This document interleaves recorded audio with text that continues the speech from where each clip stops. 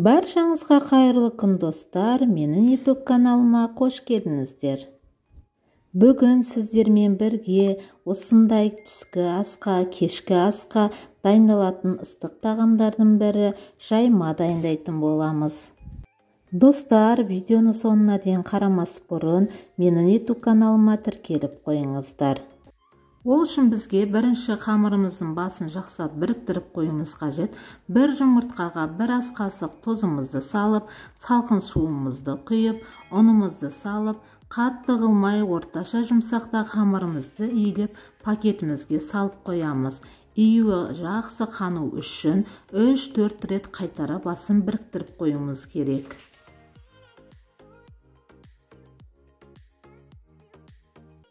Енді салмасын дайындайтын боламыз. Ол үшін біз алдын ала майымызды қыздырып алып, етімізді 5-10 минуттай қып-қызыл етіп қуырып аламыз. Мінекей осы етімізді жақсылап бірінші қып-қызыл етіп қуырып аламыз. Бір пиязымызды салып, дәміне қарай бір шай қасық паприкамызды, тозымызды, қара бұрышымызды салып, бір ас қасық соевый соусымызды құйып, жақсылап бірінші қуырып аламыз. Одан кейін барып, көкөністерімізді салып, үстінен су құйып, 20 минут, 30 минутқа қоямыз.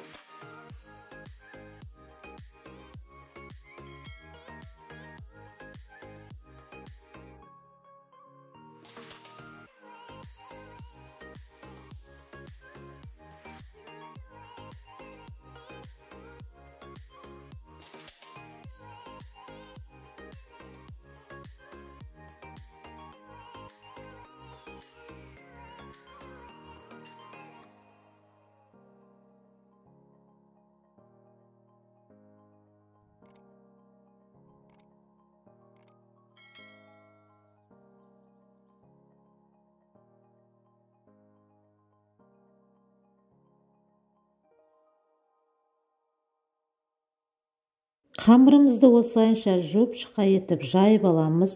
Қамырымыздың үстінен сұйық майымызды құйып, жақсылап жағып аламыз. Оның үстінен жусайымызды сеуіп, немесе өздеріңіздің қалауларыңызша көк пиязды сепсеңіздер де болады.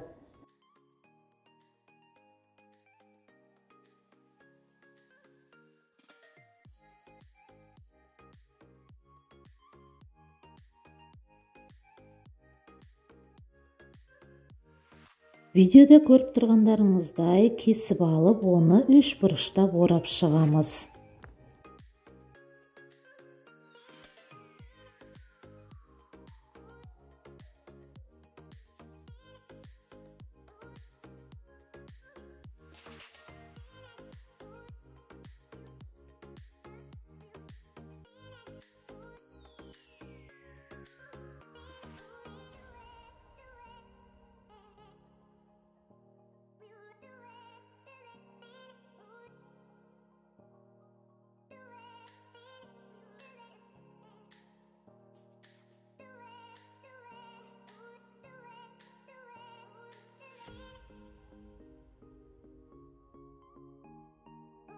Бірінші отымыздың астын аз мөлшерге басып аламыз. Осылай салмамыз дайын. Бізде қамырымызды үстінен осылай біртіндеп салып, суын көп құймаймыз. Өйткені суын көп құятын болсақ, қамырымыз езіліп кетуі мүмкін. 30 минутқа жай оттың астын басып пісіріп аламыз. Міне біздің жаймамыз дайын болды. Дәмі өте керемет болып шықты. Міндетті түрде дайындап көріңіздер. Менің каналым ұнап жатса, лайк басып, комментария жазып, тіркелуді ұмытпаңыздар.